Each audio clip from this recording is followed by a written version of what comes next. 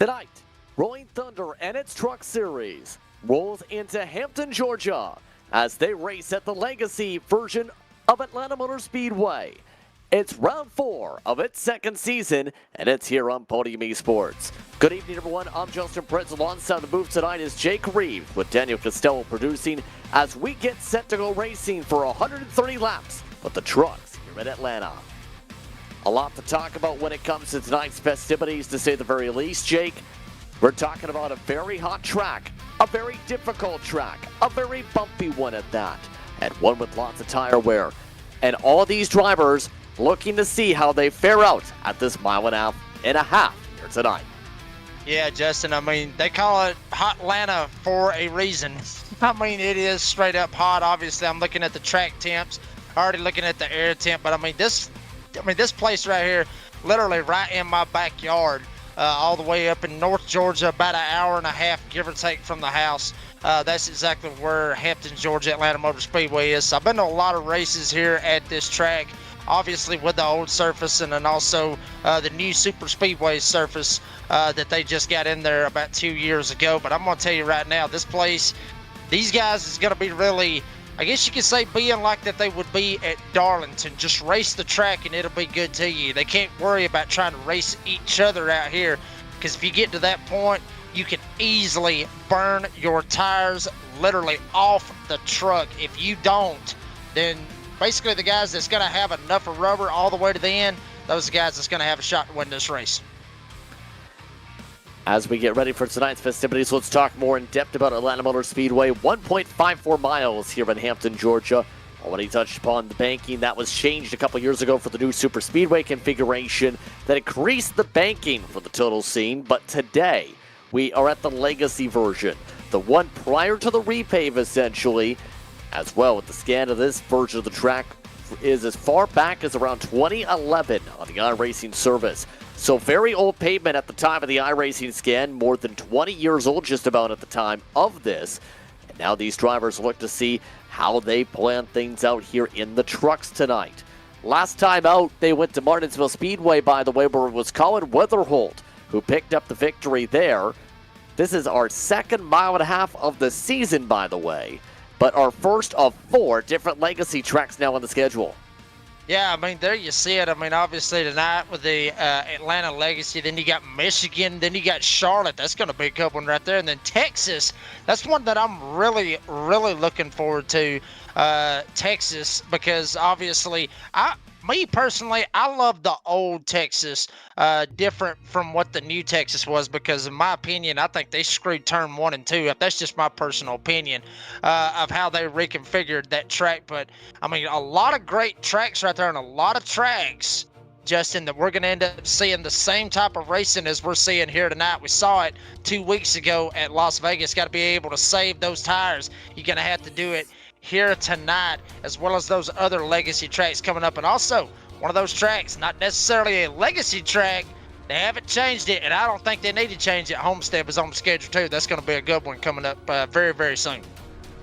Let's talk about the race details here tonight. As mentioned, our distance 130 laps. It's 195 miles, the race distance, or more than 310 kilometers.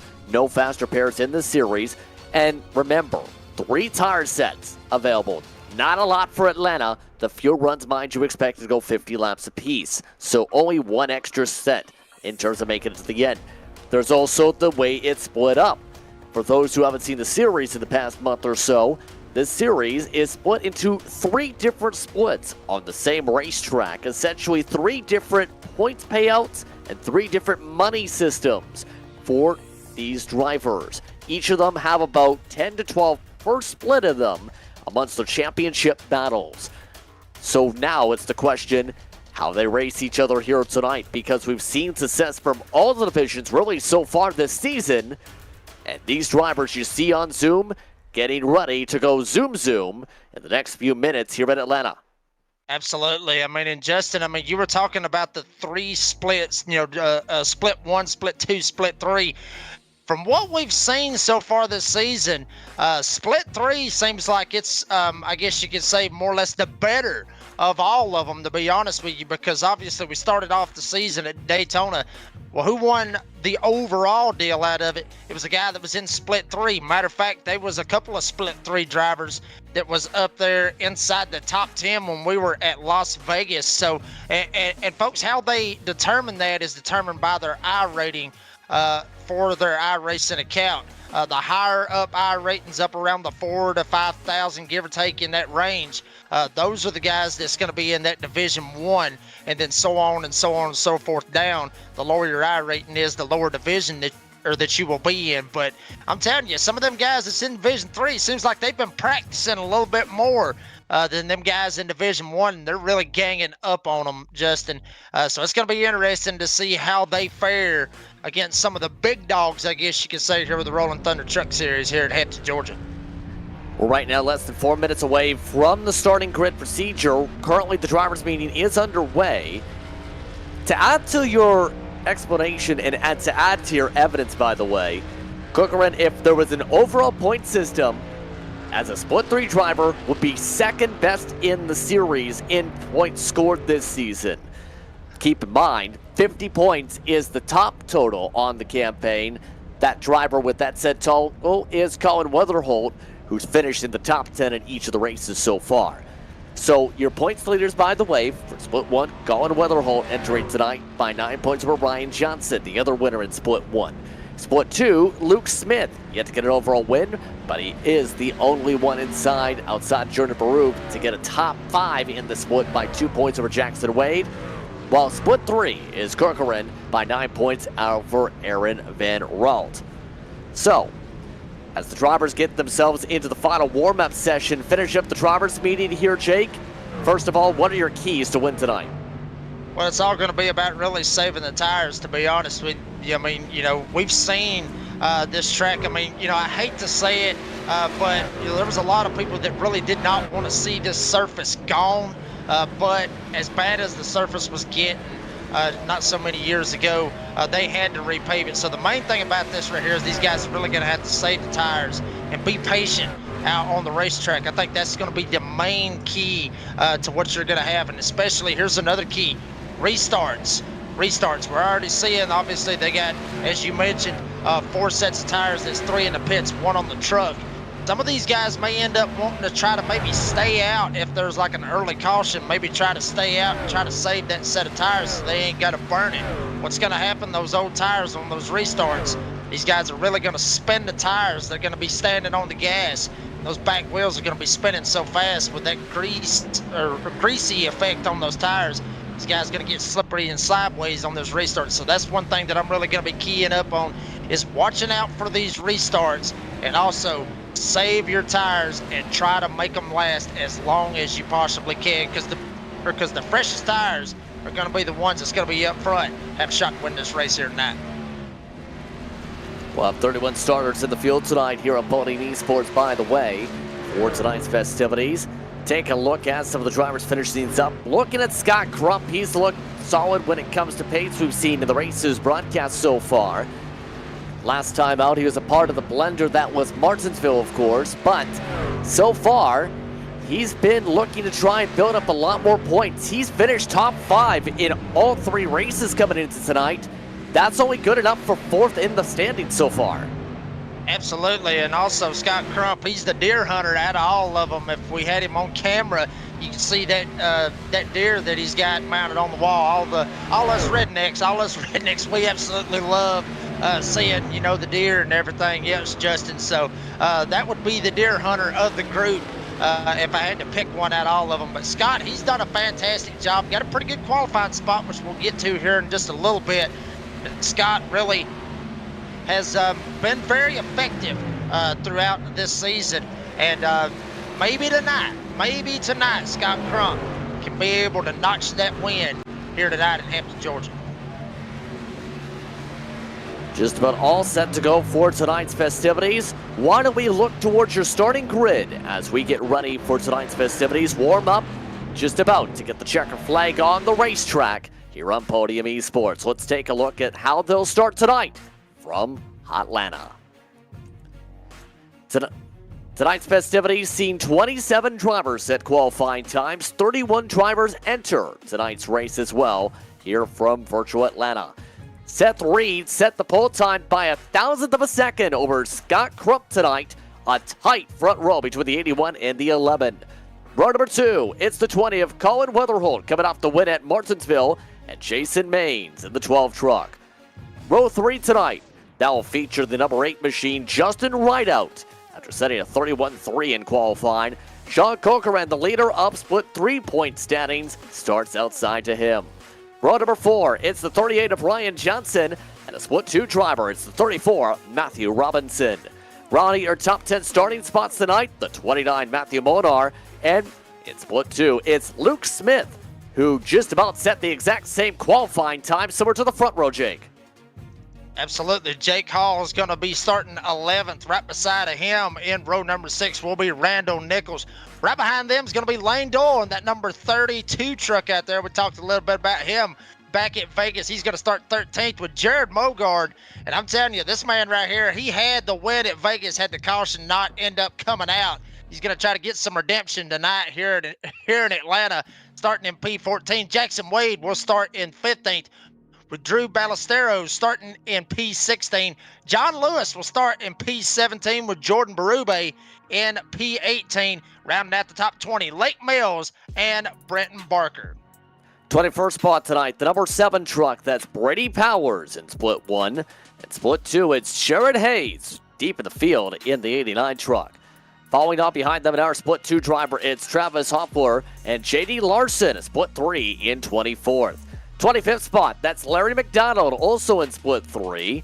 His 80 truck alongside the 83 of Aaron Van Rout had to make up a lot of ground to get to Sean. Rounding out the qualifying times is Michael Lark. He's in split 1. And then the rest of the drivers, you're from pit lane on provisionals. Matthew Dula electing to start from pit lane. Bo Tiffany is on the grid with Cole Larson. And Kyle Army rounds out your starters here on podium. Already asked you the keys to victory here tonight, Jake. So as we finished up our starting grid of 31 drivers here, 30 of which will take the green and 1 will start from the pit lane. Who's your pick?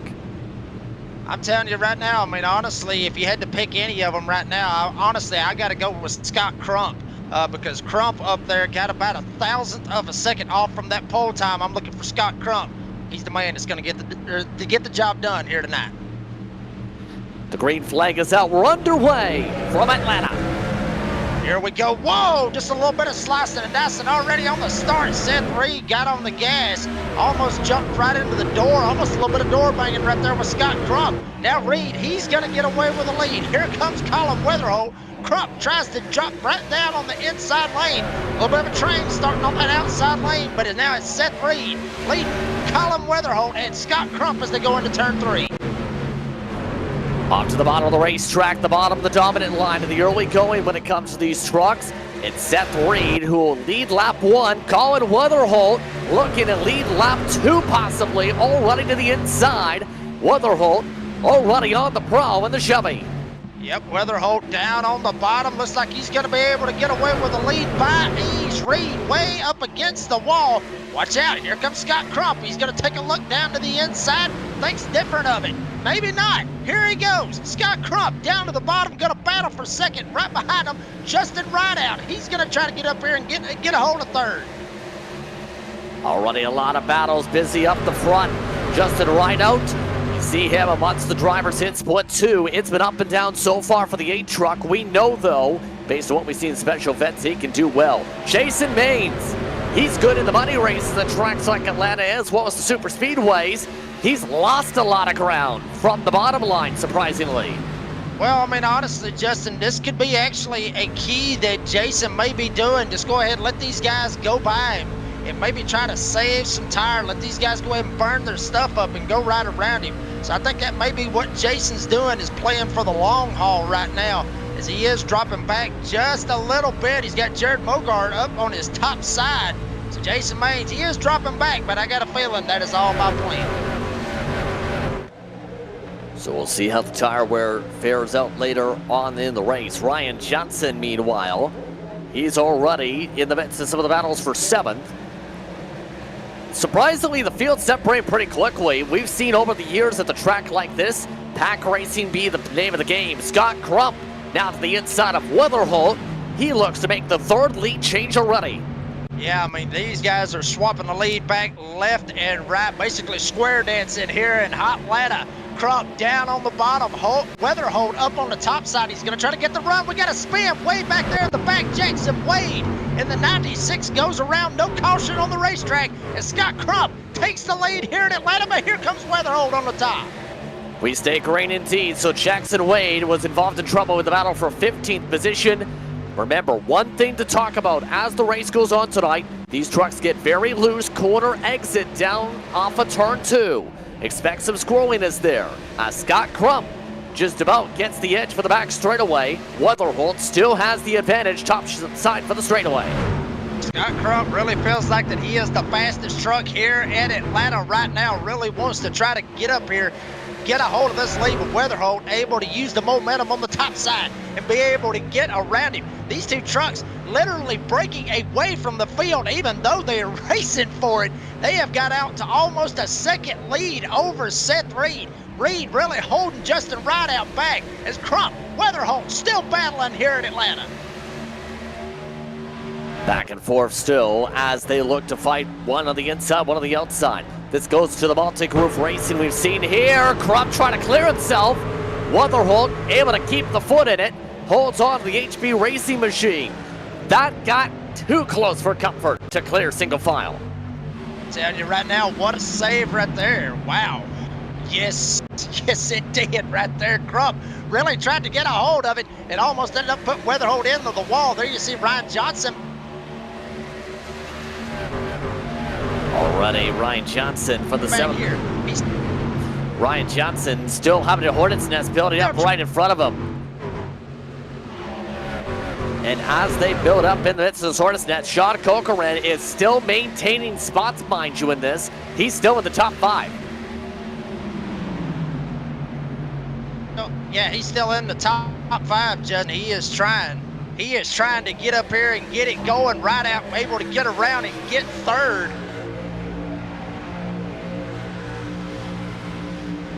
Working away through 3 and 4 right now. Matthew Monar still amongst those who's keeping it ourselves for the top of the racetrack. Apologies for the technical difficulties there, as Monar still tries to carry momentum.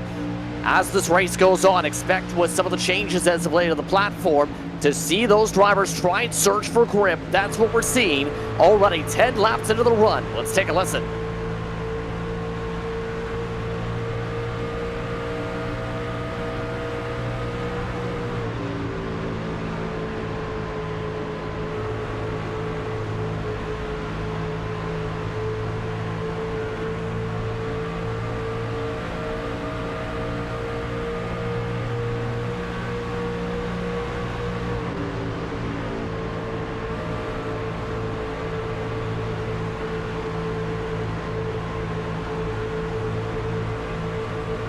So Monar still holding on, but now looks for some passes from the high side. That's Seth Reed.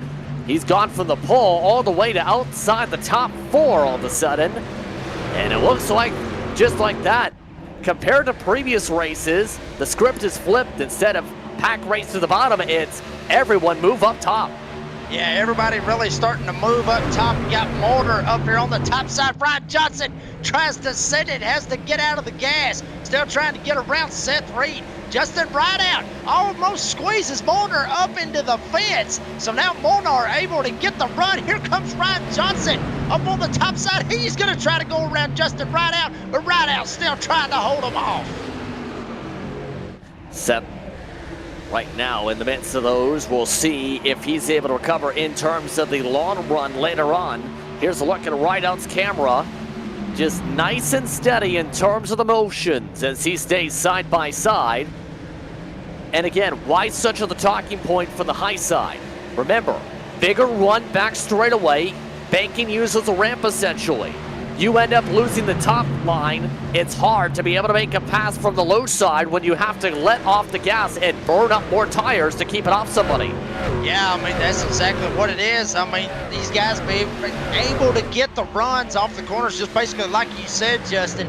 That's where the key is going to be, is up on this top side to be able to get some momentum. And now you better watch his back bumper. Here comes Luke Smith, rather. Smith back here trying to maybe work up some magic and get a round ride out. But Ryan Johnson, now he's going to go for third. He's going to try to go around Matt Molnar for third. Molnar still making up a lot of ground all of a sudden here from 9th position. Now, can he get this move back on Johnson? Both of these drivers up at least 3-4 spots at minimum. More so up 5 right now. They've lost a bit of time to the leader in all this fighting, but they're doing very solidly in terms of momentum. Yeah, I mean, there's a lot of momentum that they're trying to be able to make work as they can. Everything really getting, maybe I guess you could say, kind of single filed out to a certain extent all the way through the top 10, which is where Jared Mogard's sitting right in that 10th spot. But everybody trying to figure out if they want to go to the top or go to the bottom. Ryan Johnson, he's took numerous shots to try to go to the top side and try to carry this momentum. See if he can get up here with Scott Crump as Colin Weatherhold really starting to pull away about half a second right now over Scott Crump and about a second over Ryan Johnson. One of the drivers in the next grouping of trucks you see in the backdrop, where Corcoran's fallen, by the way, the 00. If we can touch upon that right now, that's Jared Mogard, who started a bit more further back on the field, Jake, than we've usually seen him this season.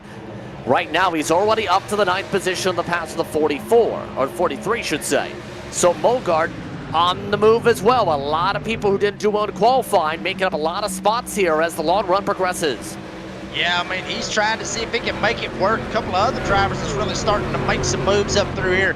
Drew Ballesteros doing pretty good, started 16th, he's all the way up to 11. A couple of other drivers back here, Travis Hoffler sitting in the 16th spot. He started 23rd, so good drive by him. There you see Berube doing very, very nicely as well. A lot of drivers really making a lot of moves right now, Justin, which this is normal.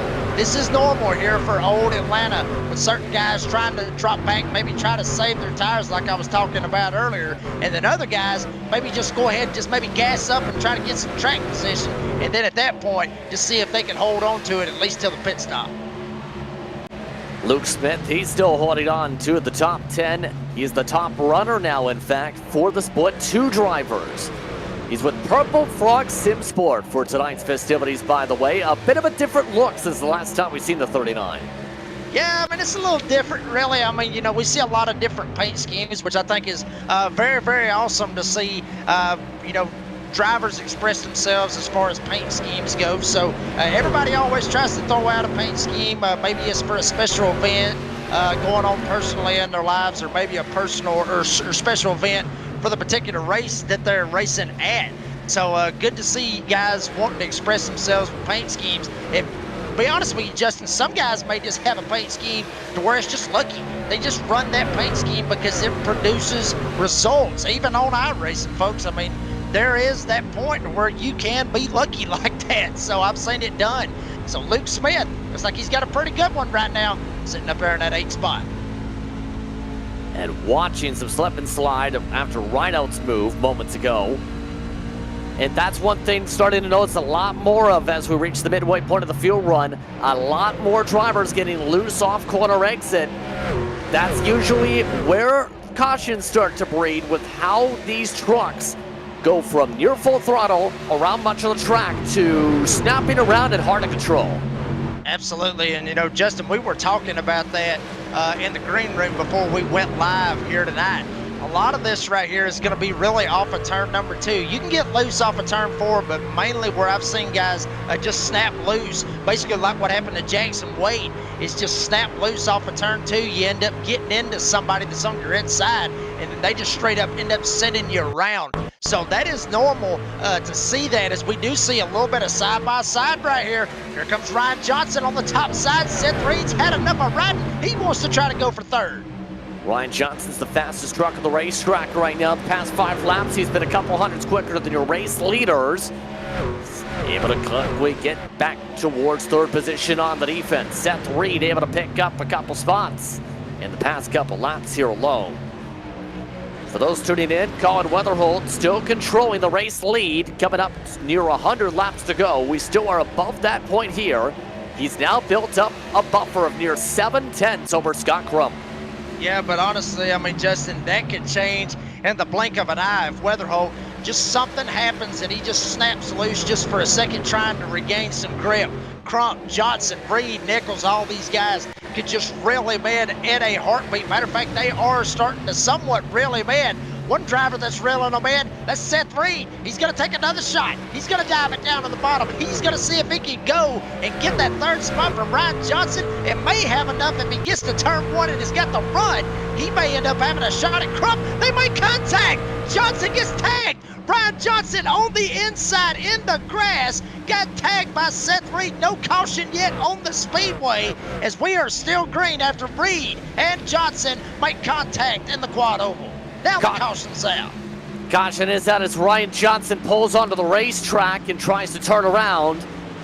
And oh boy, our first yellow, bringing out a lot of tempers possibly here.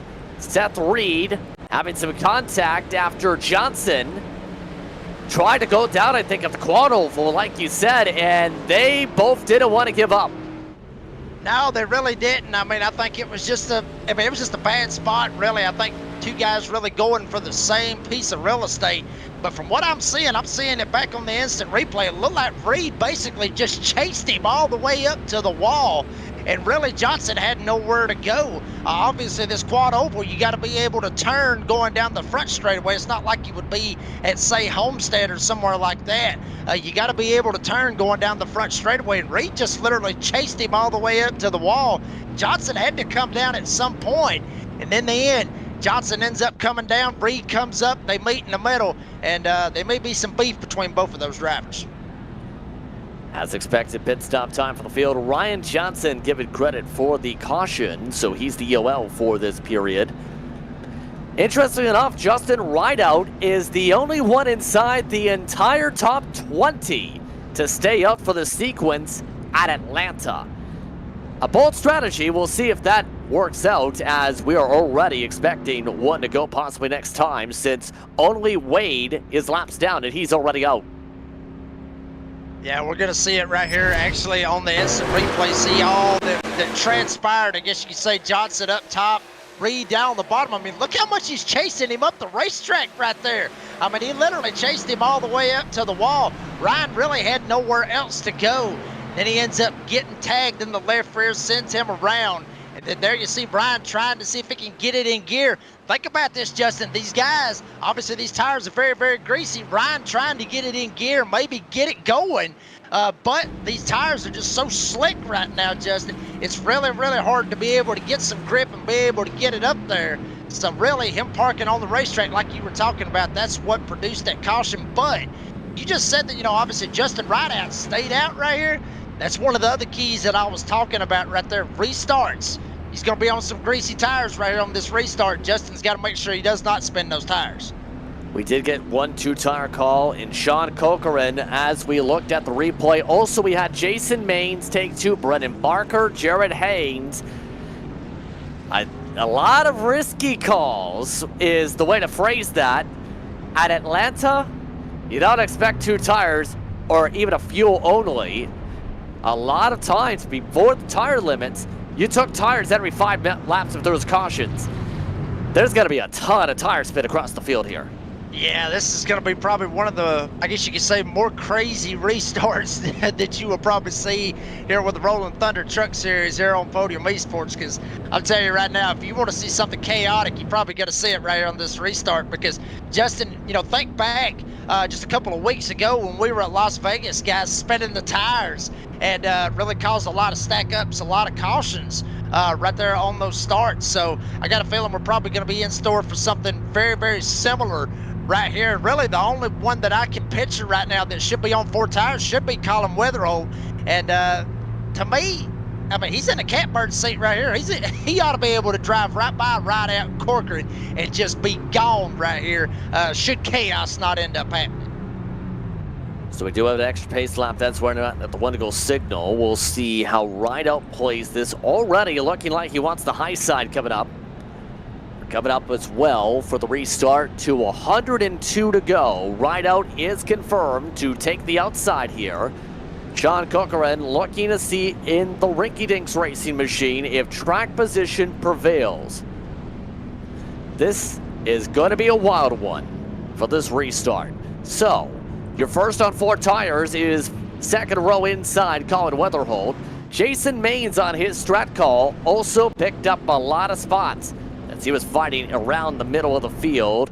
Can confirm when he stopped in the box, he did at the very least take fuel, but appeared not to go on the jacks.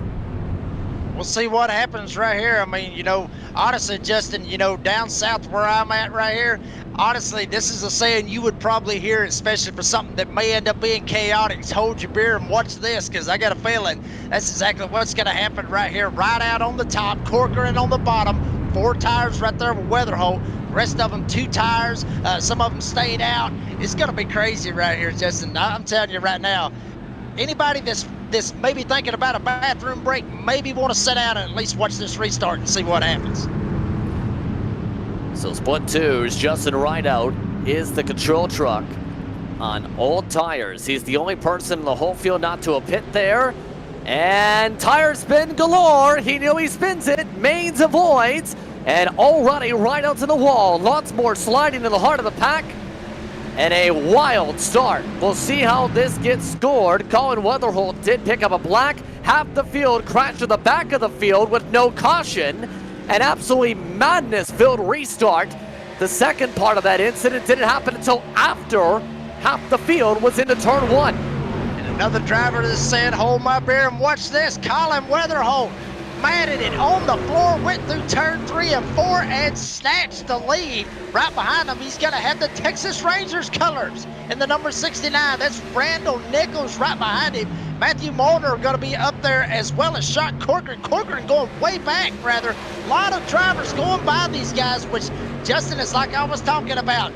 Keys to this race. You got to take the tires. You got to have the grip, or you're going to get left in the dust. Black flank, Lane Doyle, he has been called as the cause of a stack-up that did not bring out the caution. Let's take a look at a quick replay here. That's the Made with Love truck. J.D. Larson is amongst those who is in the heart of the pack as things progressed badly. Watch the 32.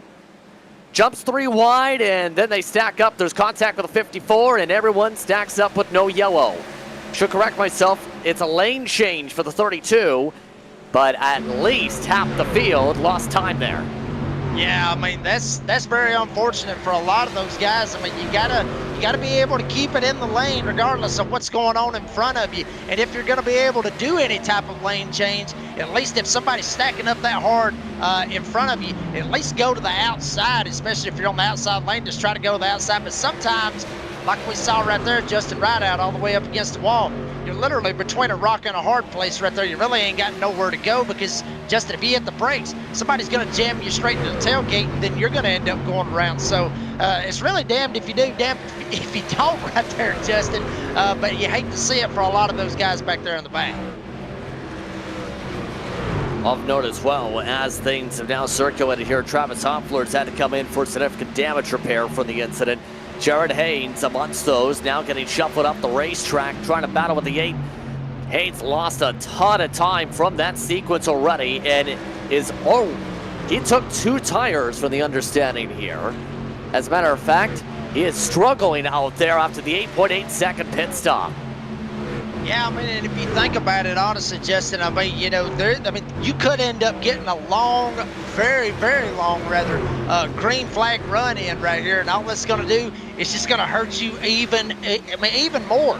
Honestly, if you're not able to get a caution and maybe try to re-rack, go in and get 4 fresh tires, if you're not able to do that, it's just going to hurt you more and more. You're just going to keep dropping back because all those guys that's got those 4 fresh tires, they're just basically on send mode right now, and they'll just straight up leave you. So a lot of those guys that took those 2 tires, I'm curious as to why they did that. Even Jason Maines, he took 2 tires, and he's all the way back there in the 14th spot. So I see why they did it, but in a sense, I don't see why they did it. I'm on the fence. I would have took 4 though.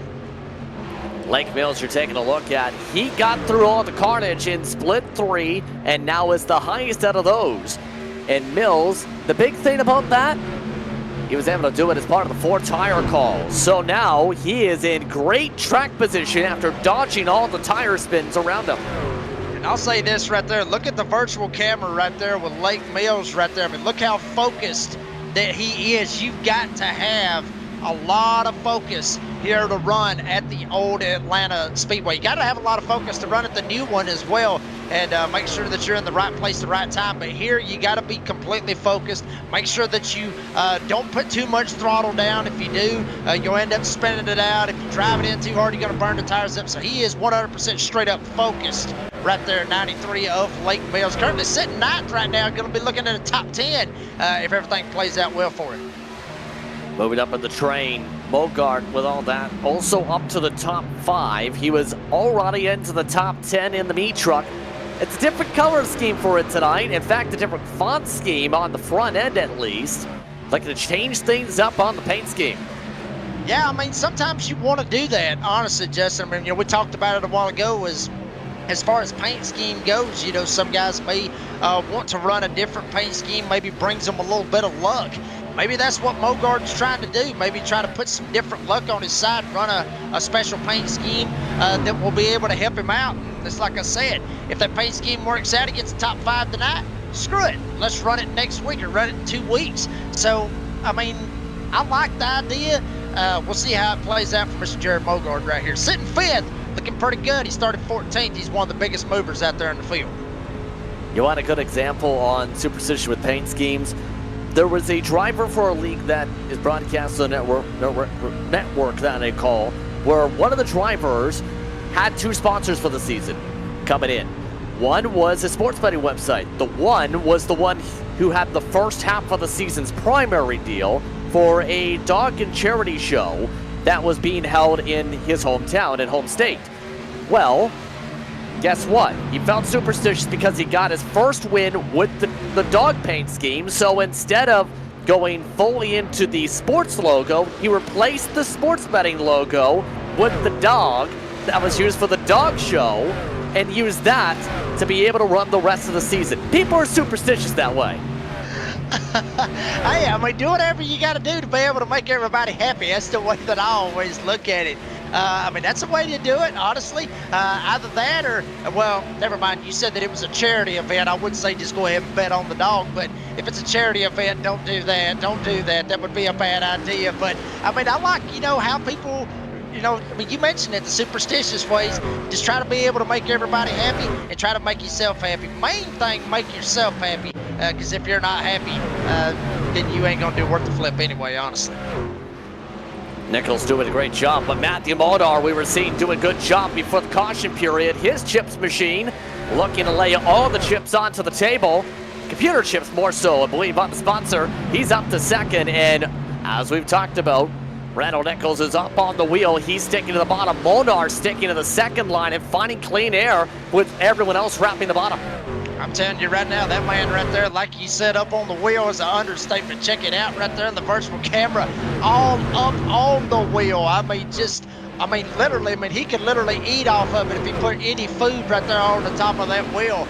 Randall Nichols, but hey, it's working out good for him. Started 12th, he's up to 3rd, right behind Molnar and obviously your leader, Colin Weatherholt. You better watch his back door. He's got Scott Crump back there as well as Jared Mogart. We talked about them, but good run right here for Randall Nichols, one of the other biggest movers in the field. We got a lot of big movers really in the field since the start of this race, Justin, but Randall Nichols obviously one of those guys that is a big mover so far. So right now settles back inside the top 3. They are reaching lap traffic for the tire spin situation. Kyle Army, he dealt with several hits to his 48 truck, is already on the apron. Not the greatest of runs as a result of contact. In fact, he is 31st and having to slow down massively to let everybody go. Yeah, I mean, that's unfortunate to see that right there. He may end up taking it to the pits. Not real sure how that's going to work out for him. But, I mean, you hate to see it for all those guys that were involved, especially, Justin, if you're just an innocent bystander. I mean, those are the times that would just really tick you off.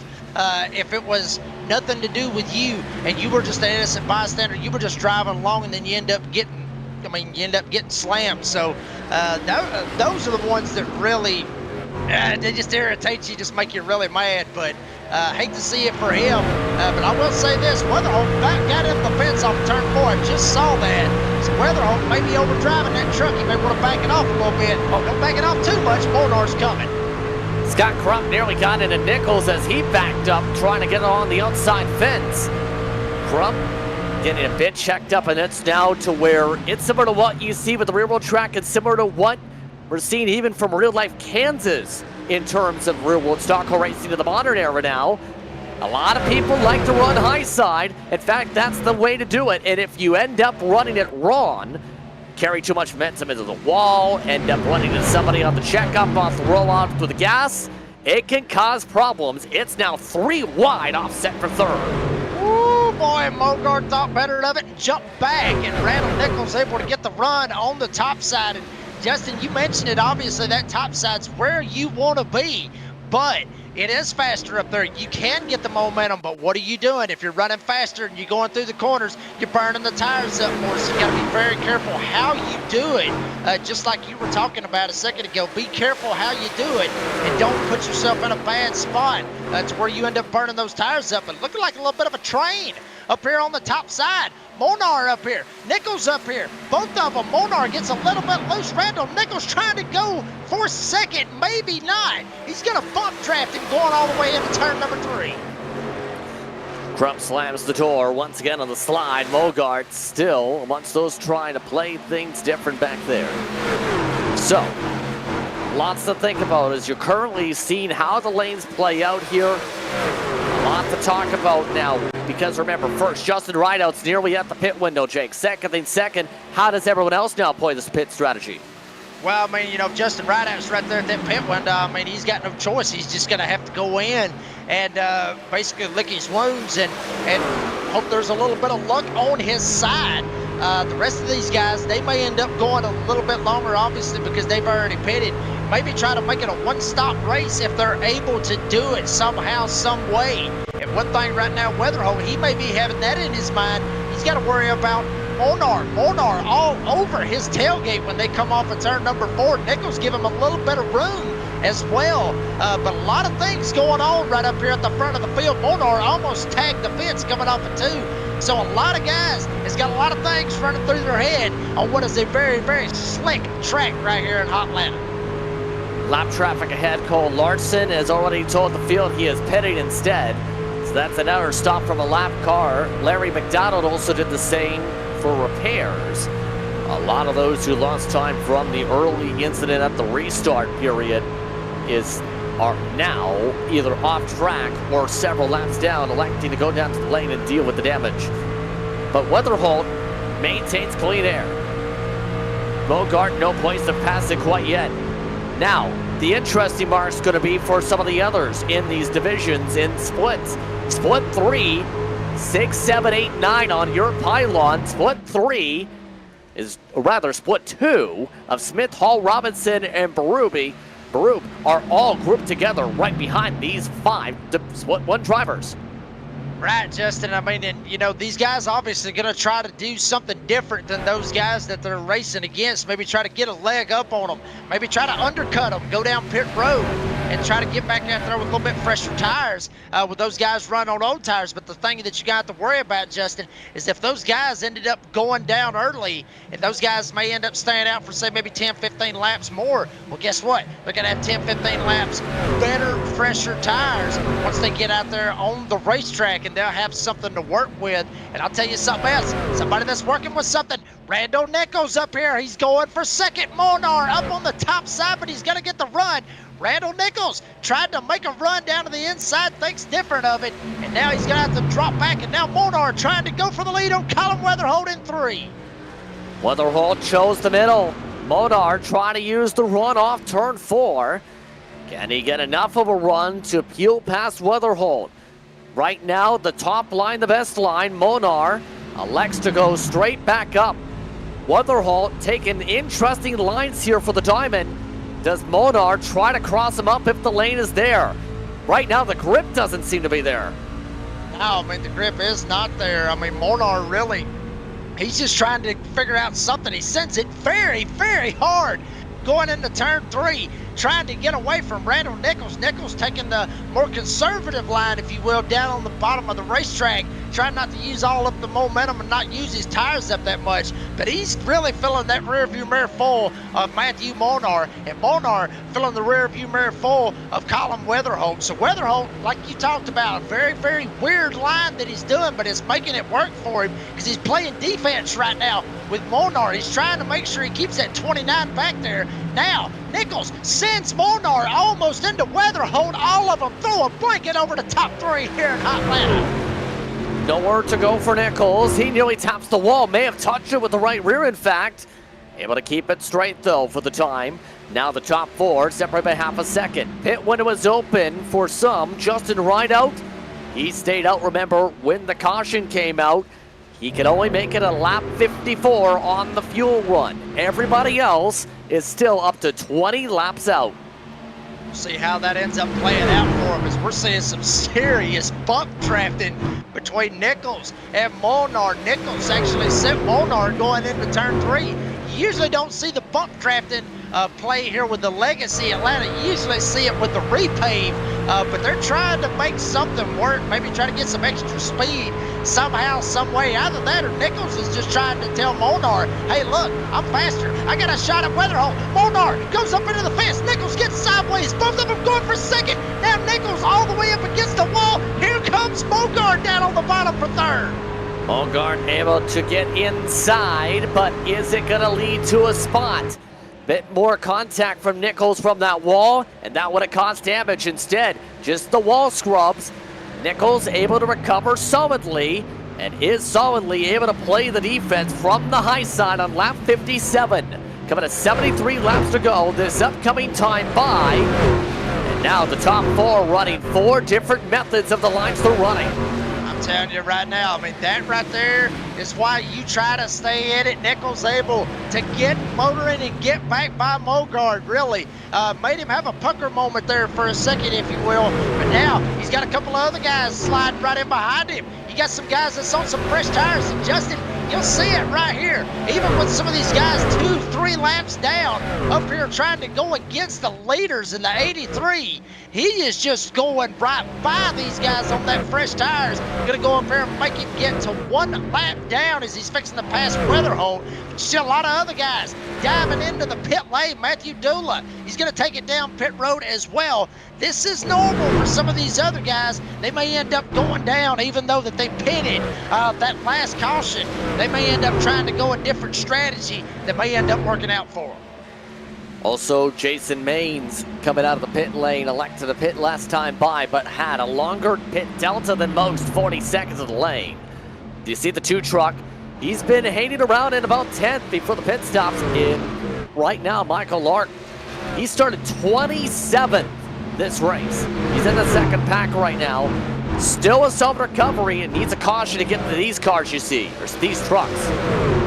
Well, I will say this, Michael may end up getting the most improved of the race, if you will, basically the biggest mover. If he can hold it there for just a couple of more laps, he will end up being able to pull that off, and he's done a fantastic job. I mean, hell, when you start almost dead last and you're up here inside the top 10 coming to halfway, I mean, that's a feat in itself right there, Justin, to be able to very methodically move or maneuver that number 2 truck and get it up here and get it into position. There you'll see it.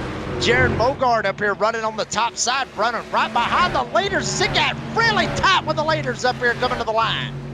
That was Haynes nearly making some contact right there at the fresher tires. Corcoran and Barker enter the pit lane this time by. Haynes elected to run bottom. Mogard starting to back off a little bit. Is that more so in terms of what he's seen fare out? Especially with trucks hitting the wall like that? Or is that the tire wear?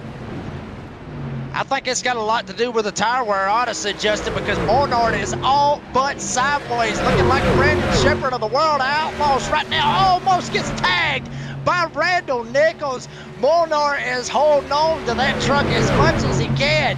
and Nichols trying to put some pressure on him, but Nichols, he's been a little aggressive. He's going to be more aggressive. He's going to go to the top side, able to get to the top side of Molnar. Molnar sideways coming off a 2, but he's able to save it. But Randall Nichols able to get by and secure the second place finish. Now he's going to go after Weatherhold, as now Mogard going to jump up here in the picture and maybe go for third.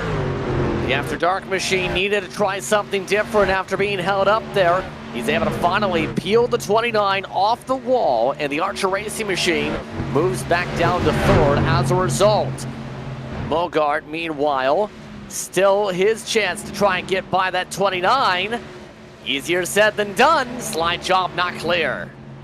Yeah, I mean, and, you know, Justin, I've seen a lot of guys try to pull that slide job, and, you know, a lot of times you end up seeing guys that think they're clear, and then they jump up, and they're not clear. These guys really being very, very respectful with one another so far here in this race, basically not trying to clear themselves. I had a couple of guys tried to do it already, but most of them's not really doing that. Most of them are being very aware of their surroundings and not just jumping up there and basically getting right rear hooked into the wall because of their own self. So good drive by Mogard and Molnar. Both of them really racing it out very, very well. As you see right here on your screen, Jake Hall, how about this up here in the 98, doing a fantastic job. Started 11th, he's up to 7th. Right behind him, he's got Berube back here trying to see if he can get going. He's up 10 spots, Justin. Jordan Berube, the highest finisher at Daytona for his split. Doing pretty good, sitting up here in the top 10. But they do have a big challenger. The truck you're looking at center screen, that is a driver with experience in the eNASCAR College iRacing Series with Clemson University's eSport program. Jake Hall most recently appearing in races at Darlington a couple months ago in that series. He's pretty solid and was noted in those broadcasts for his ability to dodge incidents and get around traffic. Hall seems to be able to doing well in that group. Monar, by the way, is still playing defense on Mogard. Absolutely. There you see Molnar and Mogard. Now Molnar up on the top side. Mogard may end up getting the run, and I believe he's going to be able to make that pass. He's going to go up to third. And back to talking about Jake Hall, congratulations on his, I guess you could say, accomplishments and everything. But Clemson, come on, man. Really? Got to go with the SEC score. I'm just kidding around anyway. But Mogard able to get around Molnar. Mogard really trying to get up here, maybe get a hold of Randall Nichols and Weatherhold, which, matter of fact, both of them, they've actually checked out from Mogard and Molnar. There you're riding on board with Molnar. You see the other two trucks ahead of Mogard. That's the leaders. That's Weatherhold and that's Nichols. Both of them, they're trying to check out and make it a two-horse race. That seems to be really much so happening because of all the battling. The more you run side by side, as the saying goes, the more you lose time. With the sidetrack, Molnar now has lost that spot to Mogard, and now it becomes the question big time. When do they go? Because if you go by the estimate sheet on how many laps they can stretch it, it's within 5 laps to the green light on fuel. Are some of these drivers going to be able to stretch it? The tough part about that question, I think, though, too, Jake, is it's easier if you're right in the bottom. It's all top, and you use more gas up top side. Right, exactly, and that may be something that these guys probably wasn't actually thinking about probably when they went green. They may have ended up thinking that with all of the tire spin that we would end up getting a caution, which we didn't end up getting that. It maybe extended a couple of laps to be able to put them in a better spot as far as the fuel window would be. But a lot of these guys, you already seen a bunch of them. Weatherhold, Nichols, Mogard, Molnar, all these guys was running the top side like you talked about. They're using more fuel. Not a lot of them was running the bottom of the racetrack. So it's like you talked about as far as that fuel window goes. This is going to be a very, very busy, very, very busy pit road here in the near future. All still trying to find a way to get to the split 2 lead in all this still. Luke Smith still playing solid defense. Smith from 300 Motorsports inside, but now with the peak, it's Hall. Hall with a chance to take away the split lead coming off turn 2 does Jake Hall to split 2's top spot. Yeah, and he's able to actually use a little bit of a draft right now off of Scott Crump. That's obviously had the run coming off of turn number 2, but little bit of draft. You'll take anything that you can get at that point. Check it out right behind him, Berube. He's going to take a shot. He's going to go around Luke Smith. Basically a twofer the wrong way right there, Justin, for Luke Smith. Those twofers, you want to be able to advance 2 positions. He ended up getting the bad end of the stick and going back 2 spots. He may end up being in a little bit more of trouble as here comes Lark. Now Michael Lark going down to the bottom of the racetrack, the biggest mover in the field. He's going to have a shot at Luke Smith and try to get up here and advance his position in the running order. Needs to play this smart, though. He's one of the split 1 drivers in the field. The 2 machine, mind you, running 33.9s. That's one of the fastest trucks on the racetrack right now, even without the traffic to factor in. He's just been quietly doing his job. Run clean laps, keep it out of trouble so far tonight in the upshift machine. There's Lake Mills, by the way. He's one of the drivers on his own in the L93 racing truck. He's one of the independents left in the field since Corcoran did find a teammate in Haynes for the season. Well, I mean, Justin, honestly, a lot of drivers may end up feeling like that they want to be an independent. Honestly, you know, there's certain drivers that basically they're just a lone wolf. They want to go out there for themselves. They don't want to have to worry about having a teammate. As you see, Brady Powers going to drive the number 7, get it on down pit road. But, I mean, Justin, some guys are like that. Some guys want to be that lone wolf. And, you know, nothing against them on that. But at that point, even though if they are not, or excuse me, if they are that lone wolf, they got really nothing to bounce off of unless they're associated somehow, some way with somebody. But lone wolf works out for some people it doesn't. Pit stops underway. You just seen moments ago for the 7 and the 37. That's Powers and Lewis. So we are at the edge of the fuel tanks now. Weatherholt still dealing with a lot of fresh tires. Contact! That's the 32. And yet again, they are not feeling the love. That was a lap truck Lane Doyle who stops in front of the leaders. Caution flag is out. And somehow, in turn 3, nobody else hit Doyle. I have no idea how nobody hit him. He was right in the middle of the racetrack. Lane Doyle just trying to make it around Weatherholt, and Nichols maybe trying to think about going around Doyle. No room, and ended up tagging him in the back end, sends him around, and then he parks it on the track, which is going to really throw this off right here, throw the sequence off. And Justin, I'm here, we got a replay. Yeah, you show the replay there. There was 2 lap trucks. You have one of the Larsons too. And remember, Doyle was on a different strategy there, trying to pass by the leaders he had just hit 3 laps ago. Oh, and somebody, golly. I don't think anybody hit him, but somebody definitely spun getting around him. Yeah, somebody did. I think it may have been Luke Smith. I'm not 100% on that. But looks like everybody is going down pit road right here. Justin, this may end up, just may end up being the final pit stop right here if they are able to stretch it. EOL penalty. Truck 69, Randall Nichols, given cause of caution. This is going to be tight. Troubles for Smith into the pit stall. He misses the box. Several more will have to wait an extra lap to take their service. Also missing the box, Seth Reed, who will stay in for a bit, likely for damage. Weatherholt through the gears. And it's Mogard who gets it instead. Woo, boy, what a photo finish coming off pit road. How about that? And I know I mentioned that I thought it was somebody else that almost ended up hitting Doyle, but actually it was Lark. Lark was the one that was sideways, tried to save it when they were trying to go around Doyle, but Lark didn't hit nothing, so good drive by the man that started, like I was talking about earlier, all the way back there in the back. Able to drive up here and being able to miss all kinds of chaos, but how about this? Jared Mogard able to beat him off of pit road. And he entered the pit lane in 3rd, so we'll see how this goes. We'll take a commercial break. 55 to go. It's close on fuel. More from Atlanta after this.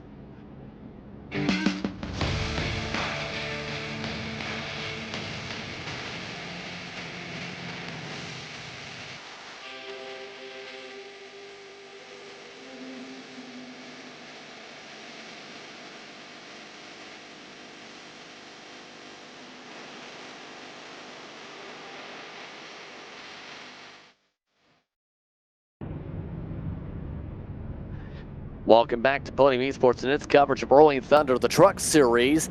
Having a ball here in Atlanta. It's Mogart, Weatherholt, Monar, Crump, and Hall, your top 5 from the race out pit road. Justin Prince alongside Jacob Reeves. Daniel Costello is our producer here tonight.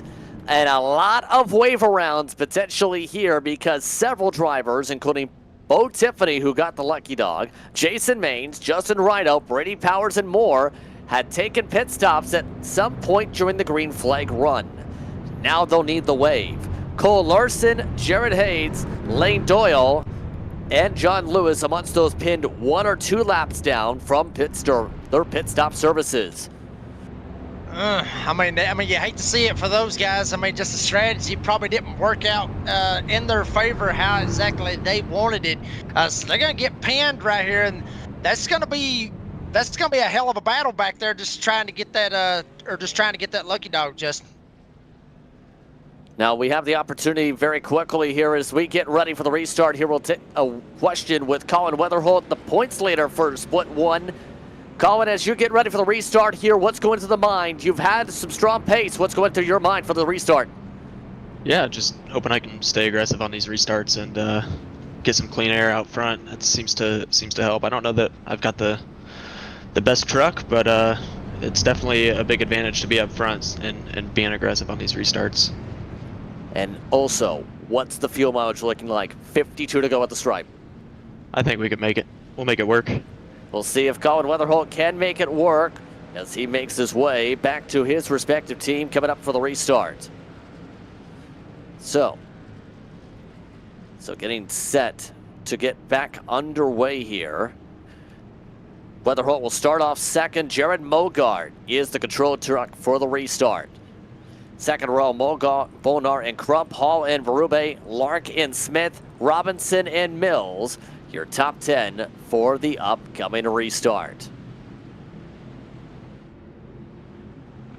Pace truck is off. Mogart in control. We're back on the loud pedal with a lot of wave around, still trying to catch the field. Oh boy, they're going to be at full speed back there, Justin, when they get to this field. We'll see how that ends up working out for them way back there in the back. But up front, Jared Mogart, he's going to get away with the lead. Weatherholt, we just talked to him. He's going to slide right there in second. Crump sitting in third. Molnar finally got some fresh tires on that bad boy. Here comes Weatherholt. Mogart blocked him all the way down to the white line. Now Weatherholt to his inside. Weatherholt trying to go for the lead. Very aggressive move and a slide. Mogart up the track. Forced to lift hard off the gas there. Now to the point. This time is Weatherholt. Scott Crump up to second. Monar already looking for second back. Yeah, Monar really trying to get up here, baby, make it work. Crump up on the top side. He's going to be able to carry some momentum. Little bit loose, but he's able to keep it up under him. So Crump, he's going to hold on to second. Monar will go to third. And how about Jake Hall up here, folks? Jake Hall has made it up here inside the top 5. He is trying to run down Jared Mogart and maybe go for fourth. Them Clemson colors, I hate to say it, they're looking pretty good up here tonight.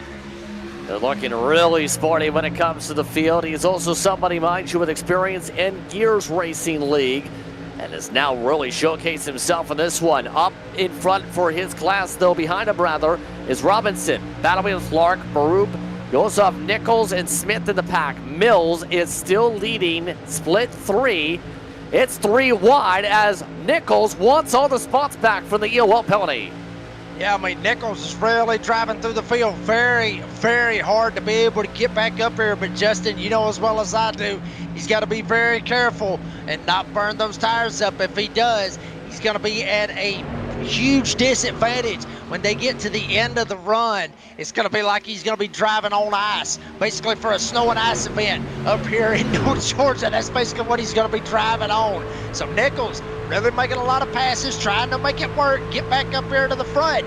But at what cost is it doing to his tires right here very early on in this race?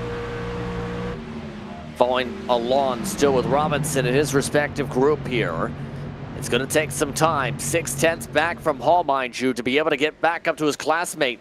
One thing I'm noticing, if we can touch upon the battle up front, Crump, he's looking aggressive. He wants the lead. He got the edge for the lap last time by. Weatherholt still trying to play the pincher, able to get the run, and here comes Monar to battle for second again. Woo, boy, Crump and Weatherholt literally dirt tracking big time right there coming off of 4. And how about this? Mogard, we saw him. He almost ended up losing it all on that restart when he was battling with Weatherholt. Now he's able to fight his way back up here to the front. He's going to try to go for third. Molnard up on the top side. You're riding on board right there with Scott Crump, trying to chase down Weatherholt. As you see right behind him, you got Mogard, you got Moner. Both of them, they're going for third. Everybody trying to chase down Weatherholt and Scott Crump. Crump right now almost looking like he's trying to bite down with the nervousness here in terms of how tight it is behind him. The grip has not moved up to the top yet for this point of the run, mind you, hence why they're all at the bottom for the most part in 1 and 2. But it's to that point of the race where it's time to think not just about the fuel mileage, but also try to think about the class battles again. Mills has continued to control his split. Hall's controlling his. Lake Mills could actually have a shot at the top 5 of the rate he's going. He's that side-by-side in the back of the shot there. I mean, and Justin, you mentioned it a minute ago, Lake Mills, the independent here with the Rolling Thunder Truck Series. Sometimes that ends up working out. You know, in NASCAR terms, think a couple of years ago, Martin Truex Jr., when he was with Furniture Row Racing, they didn't have a team. He ends up going out there, he ends up doing pretty good. He gets affiliated with Joe Gibbs Racing. Lake Mills may end up going with some of these guys and showing these guys that 93's got some speed in it here in the Rolling Thunder Truck Series. He may end up turning a couple of heads, and we may see some heads turning up here at the lead. Weatherholt trying to get around Scott Crump. Crump on the top side. This is going to get good. 3 wide down the backstretch. Crump had pulled off the slider in turn 3 to get the lead. Weatherholt not able to get it back. Mogard takes 2 for 1 as the special for the lead himself, but it's Crump who still at least gets to the outside of the 0-0. Mogard took a shot. Crump made the shot work initially last time by. Yeah, I mean, that's what you end up getting when you're on the top side, able to carry the momentum, and now Weatherholt saw a little bit of that momentum up there on the top side. He's going to see if he can make some magic up, make it work. Gets the momentum, dives to the bottom. Mogard doesn't even throw the block this time. Now Weatherholt, he's going to go for second. Crump still got the lead. Mogard trying to use the momentum and the draft, but it may not be enough, as it looks like Weatherholt's going to slip back a little bit. Maybe not. He's going to stay right there at his door at the line. Crump leads, but a hell of a battle back here for second with Jared Mogard and Colin Weatherholt. Mogard looks to have the pace to battle for the race win here tonight. He's been in the conversation every single time, as that's near contact up into the wall, just about to clear as Mogard. That's how close the margin got for Weatherholt on the push-up. But your race leader, Crump, 42, coming to 41 laps to go. Trying to hang on and try to battle out when it comes to his truck. He's won several championships across the Elite Racing League and NASRA competitions. He's trying to play the defense to try and get the W here in Rolling Thunder here tonight, looking for his first here this season. And he's looking pretty good, obviously, Justin. I picked him to win the race here tonight here at Hotlanta, and he's actually doing me a solid, because usually the commentator curse usually ends up following me wherever I go. It doesn't matter where I go, it ends up following me. But Mogard, he's going to send it down on the bottom. Now Mogard going to have a shot at Scott Crump. Crump up top, Mogard down on the bottom. You're riding on board with Weatherholt. He's seeing this battle play out for the lead, and Weatherholt maybe end up thinking, can I get a run? Can I get up there, make it 3 wide, or are they going to wreck and give it to me right here? These guys racing very, very hard. Still 40 laps to go left in this race. And another squeeze, another lift back, and another reset. You know who's also in the conversation? Guess who's back from the EOL? Top 5, Randall Nichols. He is right now running the Kyle Larson line like he's Kyle Larson. He is nearly all the way to the fence. He's running it so high some of the corners. Yeah, Nichols got to be very careful up there. Don't jump the cushion all the way up on the top side. He's done a fantastic job really making up a lot of time, like you said, from that EOL. as here we go, battle for the lead. Mogart tries to take another shot at Scott Crump. As back there, Nichols still running the top side, trying to get all the momentum maybe to make it work. Crump up top, Mogart down on the bottom. Now we got a battle for third. Weatherhold on the bottom. Monard, basically they're looking like they are in pace file formation for the front two rows here, but the only difference, they're doing 150 miles an hour coming off of turn 2. It almost feels like, though, in this, it has to be outside the move. It's near difficult to get it done high side. No one's really been able to get it done outside of a few people. A slider from the bottom. The only one to do it so far this run is Scott Crump, and that was before the crossover to the top side. Yeah, I mean, I think that's exactly what it was, Crump. I mean, you mentioned it. He's one of those very few to be able to pull that off. And we saw Scott Crump right there at the start of the race. He didn't really do a whole lot to really show his hand, I guess you could say, Justin. He's really just kind of just took it easy and waited till the time is right. And guess what? He thinks right now the time is right to go ahead, push that number 11, have a shot to win it right here at Atlanta for the Rolling Thunder Truck Series. But Bogard, he's got different feelings about this. He wants to get up here and spoil the party for the Scott Crump clan.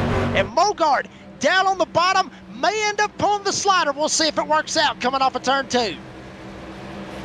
Mogard nearly tied. Crump really utilizing middle now to try and force Mogard off the gas. Mogard though with a push, and oh my goodness, here comes Monar. Monar comes in with some help. Monar from out of nowhere, the Archer machine closing up 4/10 to push them.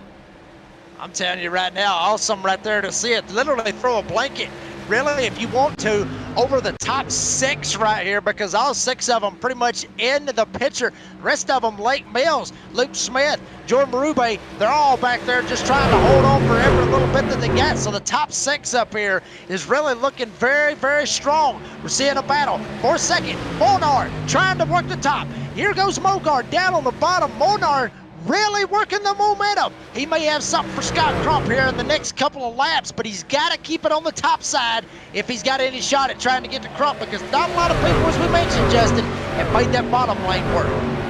34 laps to go. Unknown fan Ron amongst those who have just had to duck down to the pit lane. Matthew Dula has already done the same within the past lap of the Mohawk Foundation machine. Mogart now has lost that full momentum topside. Monar able to take advantage for now. All this fighting and inroads has allowed not just the strategy to come into play, remember on the fuel numbers and some of the wave arounds, but also the other class leaders to close in. Split 2 and Split 3 are in this pack and are now within spitting distance of the battle for the overall race lead. How about this send right here down on the bottom side? Jared Mogart, how do you do in the 0-0? Sent it going into turn 1, but the top side is just going to get the momentum, Justin. Mogart sent it, was able to get there, but the top side was able to get the better of him. We'll see if Mogart can get it going. Get it going down here on the bottom. Now Weatherhold, he's going to join him. Maybe not. He's actually going to go to the top, go to the bottom, go to the top. They're literally throwing haymakers right now with 32 laps to go, Justin.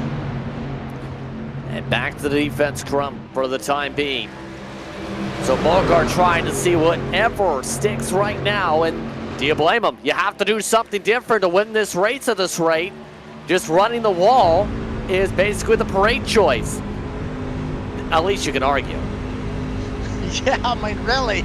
I mean, that's what we're seeing a lot of guys do, really. A lot of guys may end up going down to the bottom. And, you know, Justin, I mentioned it a while ago with the top side.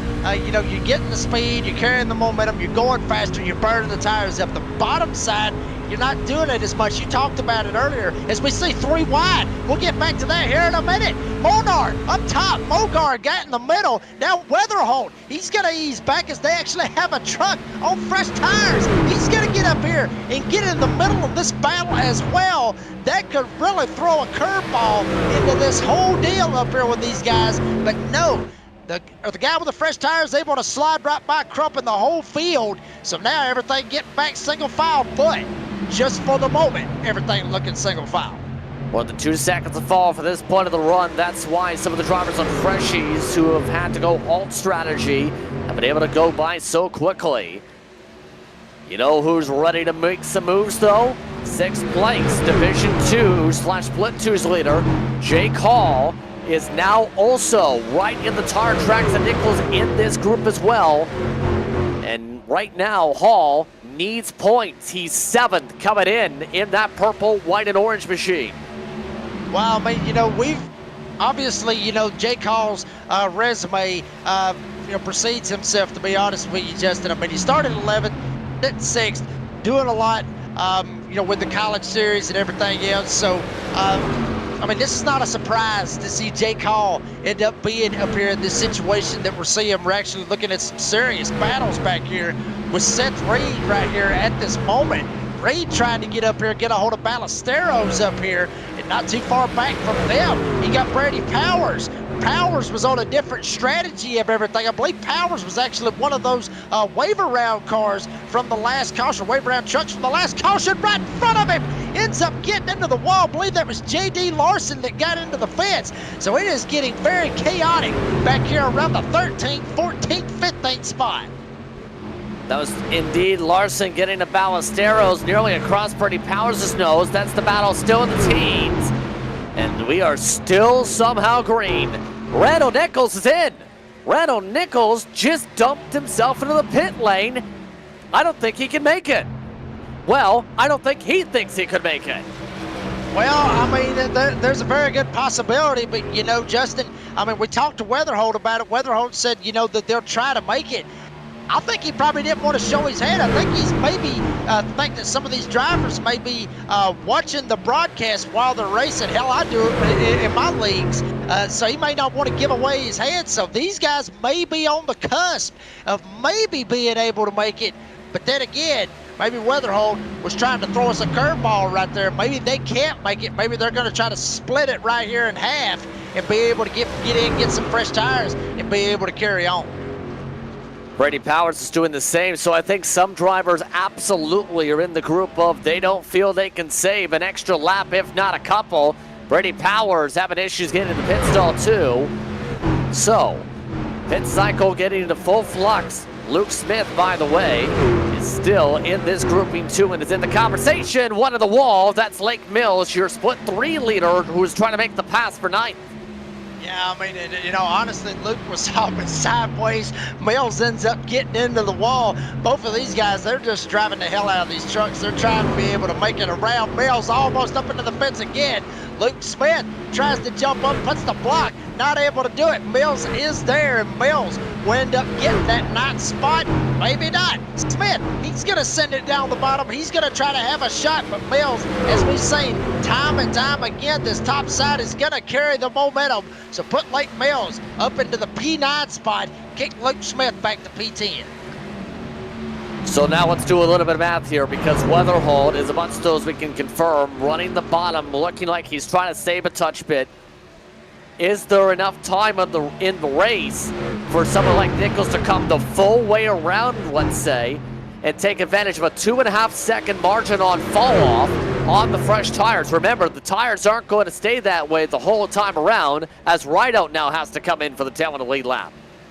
I mean, Justin, as far as trying to get up there to the lead, I don't see that happening. Maybe get a top 10, maybe, just maybe. And to be honest with you, that's kind of stretching it, honestly. I think Nichols is really planning on everybody coming down pit road here in the next couple of laps. Maybe he thinks that they can't probably make it somehow, some way. But I mean, he's got to be really moving around this 1.5 mile racetrack to even have a shot and probably try to get a win. And he's really got to be moving, really, if he even wants to have a top 10, in my opinion. Weatherholt now making a pass on Mogard. And noticing even with some of those up top, they have really backed down the pace too.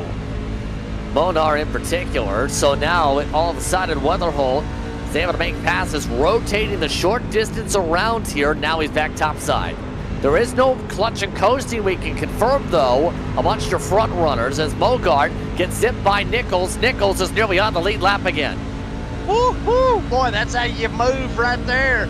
Randall Nichols really may end up shocking me at this point it may end up making me eat crow after the sucker's over with, Justin, because he's literally up here. He's already past Scott Crump, and we're at 21 laps to go, and he is really putting down some very, very fast lap times. That time right there, that last lap, he had a 32.0 to Scott Crump's 33.7. So you talked about it, almost 2 seconds faster than what the leaders are running right now, Randall Nichols being that driver. And honestly, Justin, he's at a pretty good spot right now because he's back on the lead lap. If a caution was to come out right now, where's he going to be? He's going to be up front because he ain't got a pit. It's going to be the oldest tires. That's downside. As there's a look at Mogart. It looks like Jared right now is falling and falling fast here. This almost looks like panic mode with the amount of lifting Mogart is starting to do compared to some of the others here on this racetrack.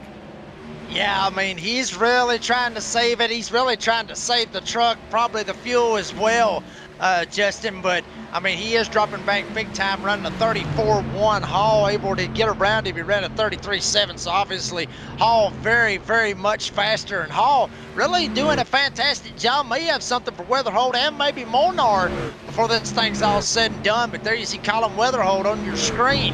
He's really trying to get a hold of Molnar now. Molnar's still working this top side. I'm telling you, he has not gotten away from the wall ever since we got going. And he damn near almost slapped it right there coming off a 4. And a great save by Molnar. Now Weatherholt smelling blood in the water. Colin Weatherholt trying to go for second on Matthew Molnar.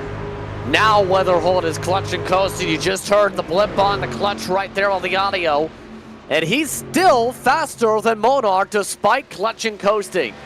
That says a lot when you're able to save gas and make a pass. That's called experience. It's what that's called, Justin. I'll be honest with you. He's better than I am because there's no way that I can clutch and still be faster than the field. There's no way I could do it. I've practiced it. I've tried it so many times. And at this point, I just quit because, I mean, there's no way that I can end up doing it. So that takes some skill, a lot of practice, a lot of patience to be able to pull that off. Because you got to have patience to do it because you'll fail time and time again trying it. But once you perfect it, it's magic. I mean, it really is here on iRacing. Doesn't appear Scott Crump's doing the same, though, up at the very front of the field. In fact, he hasn't done any changes to his line here. 1.2 seconds up still is your gap here with 16 laps to go. So let's play this out. If it ends up trying to go green, you're first to top off during the caution flags, Bo Tiffany on the racetrack. Bo Tiffany is 12 seconds back now of your current race leaders in the 35 truck.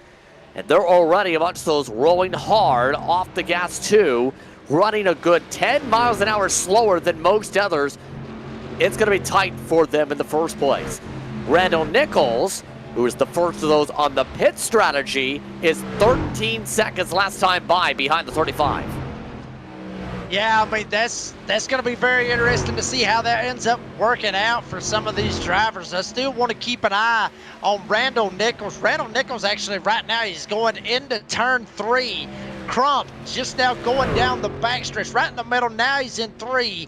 And Randall actually coming off of 4 there. You see right there on your screen. He's hitting the line, so he's about halfway, I guess you could say, from Scott Crump. So Nichols really put down a lot of fast laps. But here's going to be the crazy thing about this, Justin, because we've already seen some crazy things happen this season already. If he's able to get up there and get it going, maybe get to the top 5, say a caution comes out right there with like 3 laps to go, he's going to have to pit with the rest of them. But I still like the strategy that he's trying right here because he hasn't got to worry about nothing. As you see J.D. Larson, he's going to take it down pit road as well. So a lot of guys going down pit road, like you were talking about, being very nervous whether or not they can make it or not. Larson was amongst those who did not top off. He was 41 laps into the run. Molnar trying to maintain the same tempo as Weatherholt now. They're down to the final 13 laps. A lot of liftoff. Weatherholt still amongst those letting it roll out of the clutch more than anything else right now. So, if you're in the comms for your respective teams, what's that discussion now like, knowing you've got some that feel the need to save, you've got some who haven't saved at all, you have some that appear to be committing to the top-off strat. What do you say if you're on the spotter stand or the crew chief box? I guarantee you right now, I probably wouldn't be able to see it live over there because they're probably saying a lot of stuff that we can't say live right up here in the box. But I can guarantee you it's really, really colorful what they're saying because they are racking their heads right now, each and every one of them, trying to figure out what the right game plan is. If you try to stay out and you run out of gas, you screw yourself out of a good finish. If you end up pitting and you had enough of gas to be able to make it to the end, then I mean, either way, I mean, you're going to screw yourself out of a good finish. You just got to make sure that whatever you do, you just got to go with it and hope that it's the right call, but you got to live with it or whatever that call is. I'm not sure why Jordan's moving the wheel back and forth like that on the straightaways, but you can tell he's nervous. You can tell he's trying to do something with it from sixth position. He has a chance for the split 2 lead. He looks to try and design a path for his race lead in his very creatively designed race car. Design is his passion, after all. Absolutely. I mean, you know, honestly, I think what Jordan's doing right there, he's actually moving the truck around, maybe trying to make sure he's got enough of fuel in the pickup so he doesn't run out of fuel. Maybe that's what it is. But it could be a lot to do with how bumpy this track is. You know, Justin, we talked about it, especially on those old tires. The truck obviously is going to be very, very non-handling. It's not going to handle as good, especially right here on the straightaways. I mean, the air and you know how bumpy it is, it can really make you sit there and saw on the wheel going down the straightaways. I've had it done numerous times. You're really going to be sawing on it in 3 and 4, 1 and 2, especially on the front stretch. So it could be a lot of different factors. Under 10 laps to go, and a big slipped off in contact. Hall is in the wall. Jake Hall was trying to lift off the gas hard, it looked like, and put himself on the wall. Lost himself the split 2 lead from it, and now Barub nearly losing it. Side by side up for the race lead. Weatherholt now making a move. Crump having to back off hard on the fuel. A lot of people are backing hard off the gas all of a sudden. Side by side down the front straightaway, 8 laps to go. Crump up top, Weatherholt down on the bottom. Molnar not too far back, but we're going to stay with the battle for the lead. Scott Crump, the deer hunting man. Colin Weatherholt, the man that can clutch it here at Atlanta. Both of them trying to go for the win from late stages of this race. 8 laps to go. Who is going to win this sucker? Crump able to get the run. Weatherholt's going to get kicked back to second, but the one thing about it, Weatherholt has made Scott Crump know that he is there. It's gone back to a full clutch and coast race. Crump is now onto the clutch. Monar following on the clutch. Lark is not amongst those on the clutch yet. When does Weatherholt say it's time to go on the green light for fuel? 7 laps to go. They now move up the racetrack. Weatherholt trying to look for the diamond, trying to set it up for the back straightaway to turn 3. Here he goes, and he's going to pull the slingshot, but he's not going to be able to get there unless he sends it on the inside. He's going to be able to send it, so he will get to the door of Scott Crump. Weatherholt down on the bottom, Crump up top. They almost door bang coming up a 4. Weatherholt had to get out of the gas, and Crump able to fire back and carry on, as now it is 6 laps to go left in this race. Crump's got the lead, but Weatherholt wants it, Justin. Can they make it all the way to the finish? That's the question on everybody's mind. They have a near 3-second buffer to the rest of the field. Split 2 is now in control of Jordan Barub in all of this, and he's amongst those who's been in the heart of the pack. Now he's in full push mode. Same for Michael Lark. They're still 5 seconds back on the overall win. Got so many battles going on all over the place. There you see Jordan Barub trying to hold on to maybe a top 5 and try to win it for split number 2 as he goes up to the top side. He's got Corcoran. Corcoran going to drive right by him. Corcoran 1 lap down. He's the lucky dog, but here we go. Weatherholt almost able to get to Crump. He's going to be side by side going into turn 3, coming around this time. Just in 4 laps to go. Is Weatherholt trying to force Crump to run out? Is Crump safe on the gas? Massive questions coming to 4 laps to go. Lap traffic behind. Weatherholt with the inside. Crump having to take the longer distance around. Weatherholt looking for a send again back to the clutch. They are both still on the edge. They are trying to see if they can run each other out. They're trying to see if they can maybe play some mind games, maybe have something for one another. Molnar has straight up backed out of this by a mile. He is 3 seconds back from this battle for the lead.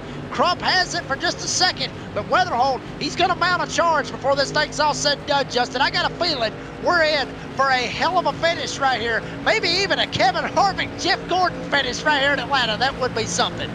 3 laps to go. Lake Mills can't make it. The split 3 leader has had to duck into the pit lane. Also not able to make it, Jared Haynes. Several more having to tap out, including Ryan Johnson. Now, less than 2.5 laps to go. Who is able to make it the distance? Crump still has the distance of 4/10 for the race lead over Weatherholt, but others like Lark and more are trying to pass. Crump can't make it. Crump is in the pit lane. Crump taps out with 2 laps to go. Hated for Scott Crump. He's going straight down into the pits. Weatherholt will take hold of the lead. Now, Michael Lark, he is all the way up to second, but Weatherholt got a 2-second lead over Michael Lark and Matthew Molnar. Molnar slipping back a little bit, but it's all Colin Weatherholt if he's got enough fuel. He's on fumes just about here. Another lift, another roll. Lap traffic of John Lewis giving him space. Coming to the white flag this time around. Final lap from Atlanta. Can Weatherholt make it another 1.54 miles? That's the huge question. He's got a buffer of 3.7 seconds. He's got a ways to go, and he's going to be clutching all the way down the back stretch. Colin Weatherholt started third. It looks like he may be in the catbird seat if he's going to win it. It looks like it is still underpowered. Justin, Colin Weatherholt going to victory lane. He can just about coast it from here. Colin Weatherholt. One more set of corners. He rolls it soft, back to the gas. Checker flag waves. Colin Weatherholt is a back-to-back winner in Rolling Thunder. He gets it for split 1. Colin Weatherholt's going to get the win, and how about this battle right behind them? Michael Lark will get second. Jordan Baruch will get third. Luke Smith fourth, and Matthew Robinson rounds out fifth. Michael Lark started 27th, and he ends up finishing second. How about that right there? Awesome drive by those guys. Split 3 is a big question mark.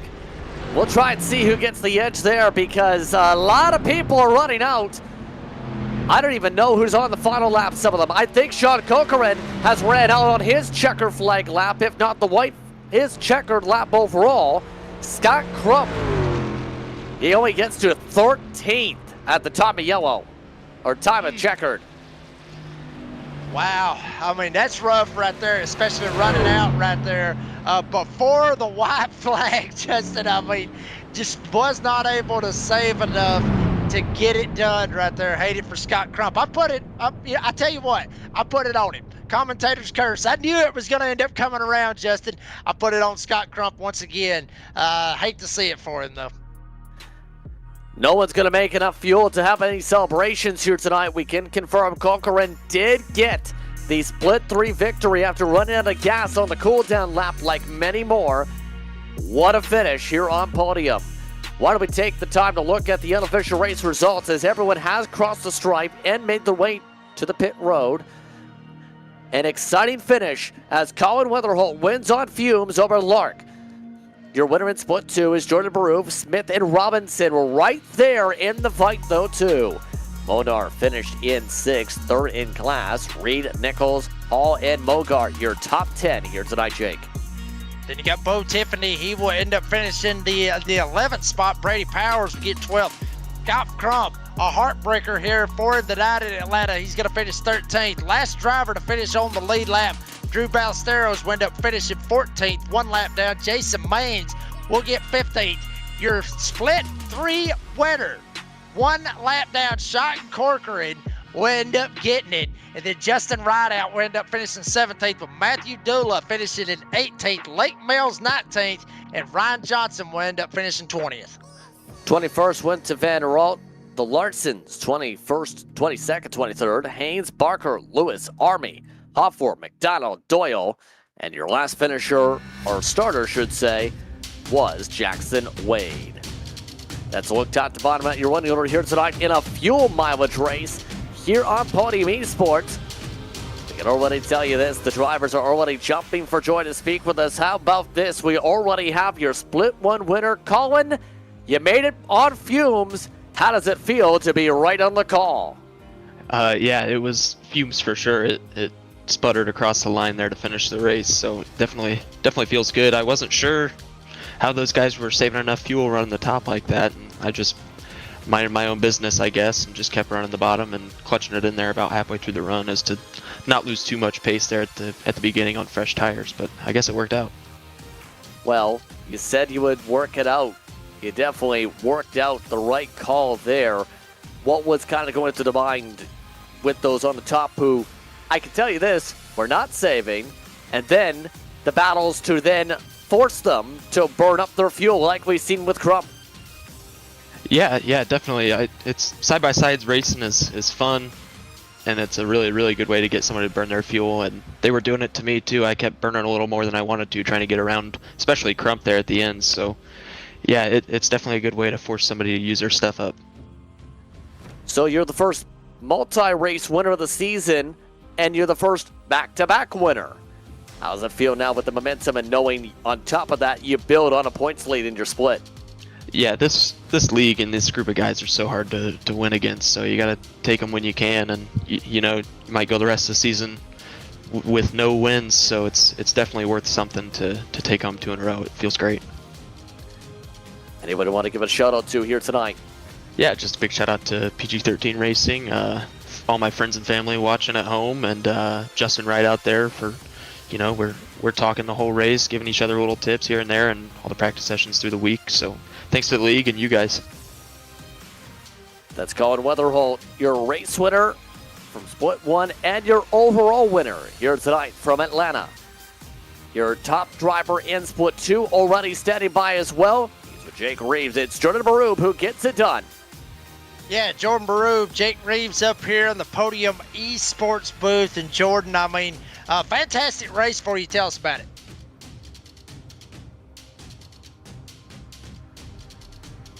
Jordan, do you have a copy?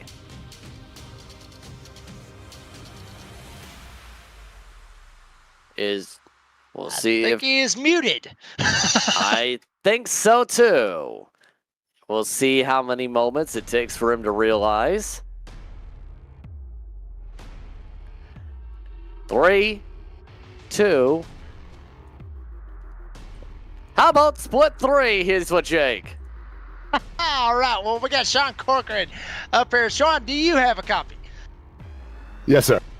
All right, awesome. Well, Sean, tell us about your race, because it's crazy to have a split winner finish 6th, 8th, 1 lap down. Tell us about your race. It was pretty much terrible. I think you pretty much summed it up in what you just said. Well, I didn't mean it that way. Yeah. So on the first stop there, I didn't take tires. I didn't think everybody would take tires, and they did. So I was just trying to maintain, hoping for a caution, and I ended up pitting. And then the caution came out, so I just kept getting stuck behind on old tires. I just couldn't get on the right strategy tonight. And Sean, we talked about it, honestly, as far as the points and everything goes throughout this season, Sean. You've been up there, obviously, of real high up, I guess you could say, in the points. Look like you really got a stranglehold on this split 3. What can we expect? As far as the tracks coming up, do we feel like that number 43 can carry the momentum over the next few races? Yeah, I think so. We qualified good tonight, and I hope to continue doing the same. Like I said, I didn't even realize that I had won the split because I had such a bad night, but I guess that's a positive, right?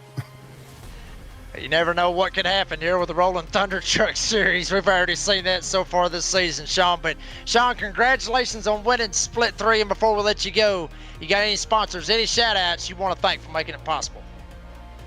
Yeah, well, you guys up there in the booth with Podium and Rolling Thunder Racing Series, Justin does a really good job. We just started up our new 3-truck team here with Rinky Dinks Racing. So that's it. We're just going to keep moving forward and hopefully have a better overall run. I'll take the split win, though. All righty, Sean Corcoran got the Petty Blue 43. For Rinky Dinks Racing. Sean, appreciate your time, and we'll see you in 2 weeks, buddy. Thank you, guys. And a solid run for Sean Corcoran. Now, we can confirm we have Jordan Barub on the audio. Jordan, you win split 2. What was the fuel mileage game like in that field tonight? That caution just came out at that right moment where you were just on the edge of being good or not to the end. And I looked at my screen when I was going green, and it said we had like 51 to go. I had 51 laps left in my tank, and I was like, let's see what happens. And yes, I ran out of 4 coming to the checkered, and man, I thought I didn't start saving soon enough. I thought I was toast. As well, as that was ticking down, what was going to the mind as you were in the midst of closing up to cars and trucks? And it was to the point where at least 2 or 3 of your competitors crashed each other trying to save fuel down the straightaway. Oh, wow. I had no idea that even happened, honestly. But I did see, like, behind me that I think the 34 and 39 were coming up behind me with a couple to go. And then I was like, at this point, I make it. If I don't, I don't. But I can't let them buy me just so I can save and make it,